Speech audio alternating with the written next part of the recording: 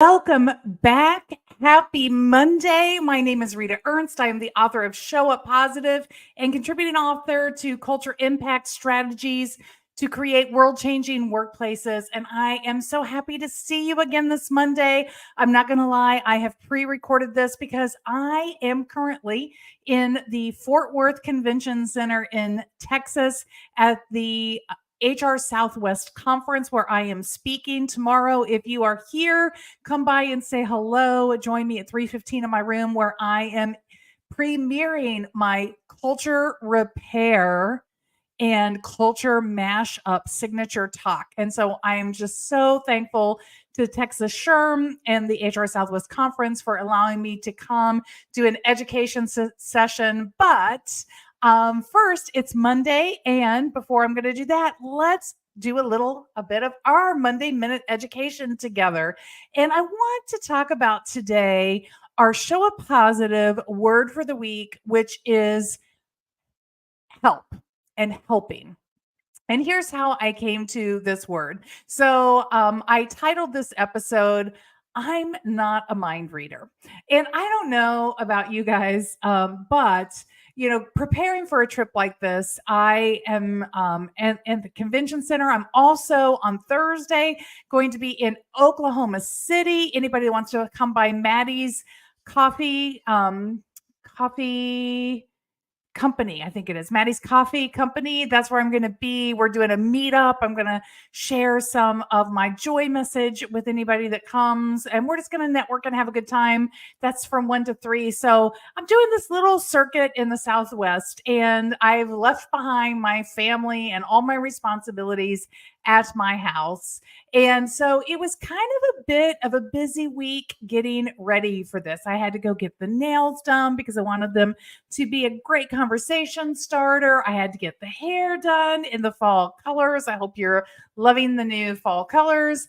And, just all kinds of things that needed to happen. I needed to have my car serviced because it was going to be a long drive. I needed to take care of packing clothing, all of those kinds of things. And it was fall break week for my daughter. So she had a lot going on. She was out of town. And sometimes we forget in the busyness and in the craziness of our lives, we forget that we have this thing called a voice. Do you ever forget you have a voice and you think people should just be reading your mind? And so I'm having this internal conversation of like, why isn't my husband offering to take some of these chores off my list and help me out? Why isn't my daughter jumping in to take care of this? Why is she still expecting me to do this when she knows I've got so much to do before I leave town? And here's the thing. I love my daughter dearly. Sarah is a gem, and she just looks at me and she says, Mom, you didn't ask for anything.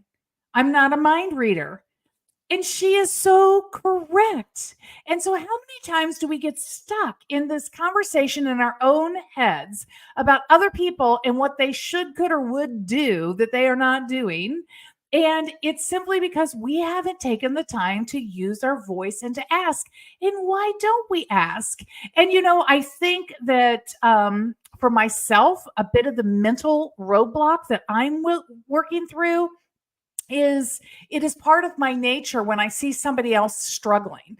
If I see somebody struggling to carry stuff through a door, I'm going to run up and say, here, let me hold the door for you, right? I'm not going to wait for them to say, hey, could you come open the door for me? I'm going to notice that and I'm going to take action. And so sometimes my feelings get hurt when my family members don't notice that I could use a helping hand and just offer it generously. I feel like they should be noticing that, and they should. But see, should. They should notice. They should do these things. And you know what? For whatever reason, maybe they don't. That does not mean that I can't ask for the help. And it does not make them less caring people. And this is what my daughter reminds me all the time, because they didn't notice and offer. She's like, I will gladly do it for you if you just ask, but don't. Because, what happens is when I'm in my woulda, shoulda, coulda conversation, then I start to get snippy. And the resentment starts to leach through, and I'm not very kind in my tone. I'm not very, I sort of, And so who wants to hang out with me and help me when I'm in that mood? And she's so good at calling me on my crap. It's tremendously helpful to have a teenager who is willing to do that for you in your household. And so I'm the inspiration for this week, this just challenge of trying to get everything together. And here's what I'm going to say to you: ask for help. I think we've talked about help a lot, but it's just striking me in a different way right now. And so I am going to be very purposeful while I am at this conference to find people who I can help, who have problems and challenges and needs that I offer assistance for, and who are going to who need the help of Show Up Positive and everything that it stands for. So I'm going to be in the mindset that I'm going to be looking for people, and I know that they're not always going to ask me for help, that sometimes it is in the conversation and the relationship and the community that we are building together that we uncover these things. And so this isn't a heavy duty sales technique. I'm just saying I'm going to be open to this idea that there are people in the room with me who need exactly what I have to offer, and it would be of tremendous help to them. And so that's why I'm choosing this word for us for this week. But I'm also encouraging you to ask for help. When you are in that place that I was in, when you were feeling your anger and your resentment building because you're not getting your needs met, use your voice. Just use your voice and see what happens. Because I guarantee you there are people around you who are more than ready and willing to help you if you would simply ask for it. So let's ask for some help this week. And let's also work on being very attentive to other people and making sure that our antenna are going up and we are freely offering help because we are noticing and caring and understanding about what other people need.